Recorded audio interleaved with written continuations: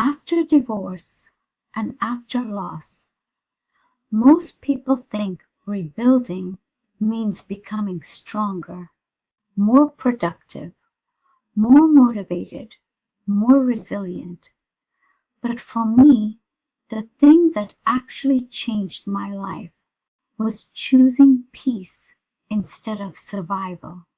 For a long time, my nervous system didn't want big dreams. It wanted safety.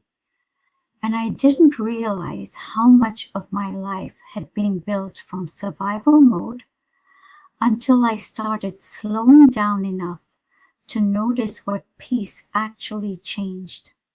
Survival builds fast. Peace builds stable. Survival is about urgency. Peace is about intention. For a long time, I thought peace was something you earned after you fixed everything, after you were stable, after you were successful, after you stopped hurting. But what I learned is that peace isn't the reward at the end. It's the foundation you build on. When you're in survival mode, everything feels immediate. Everything feels like it has to be decided right now. Everything feels like it might fall apart if you stop moving. And when you've been through divorce, or loss, or long seasons of instability, that urgency can start to feel normal, even familiar. You start building your life around what you're afraid to lose, not around what you actually want to protect. For a long time, that was me. I said yes to things that cost me my nervous system. I stayed busy so I wouldn't have to feel how tired I was.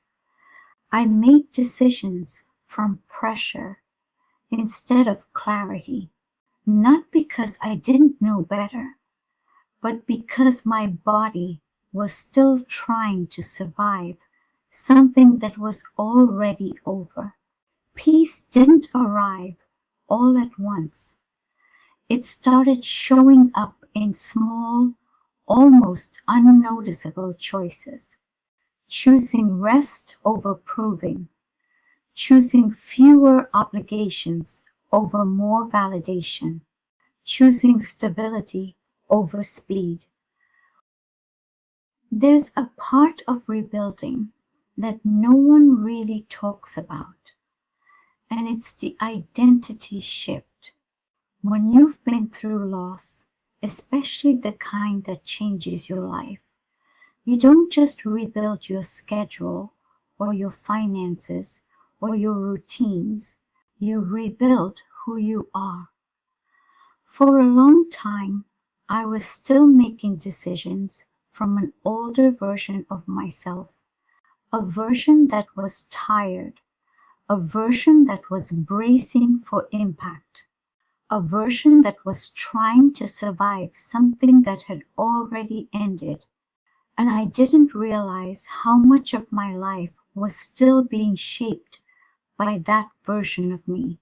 Peace started when I let myself admit that I wasn't the same person anymore. Not broken, not weaker, just different. And different needed different rules. And slowly, the way I built my life started to change.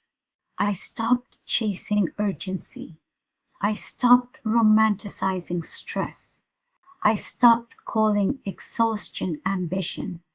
And I started asking different questions. Does this give me more space to breathe? Does this make my life quieter or louder? Does this help me feel safer in my own body? Those questions changed my standards, not in a dramatic way, in a quiet, non-negotiable way. Peace also changed how I think about building my future, especially financially. When you're in survival mode, money feels like a life raft. You grab whatever you can and you're just trying to stay afloat. But when you start building from peace, money becomes a tool instead of a rescue plan. You start thinking in terms of stability instead of panic. You start choosing long-term safety over short-term relief. You start building something that supports your life instead of controlling it. That shift is quiet, but it's powerful because you're no longer building just to escape where you are. You're building something you actually want to live inside. Peace doesn't make your world smaller, it makes it clearer. You start noticing what drains you. You start noticing what stabilizes you. You start noticing how much of your old life was built around pressure instead of alignment.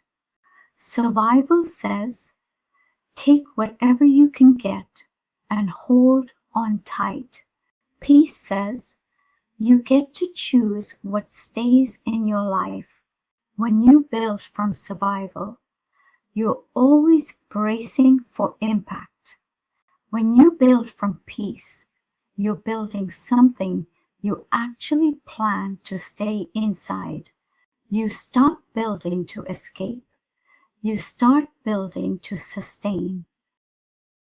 Peace doesn't usually show up as a big, dramatic moment. Most of the time, it shows up in really ordinary choices. It shows up when you close the laptop instead of pushing yourself one more hour. It shows up when you say no without explaining yourself. It shows up when you choose consistency over intensity.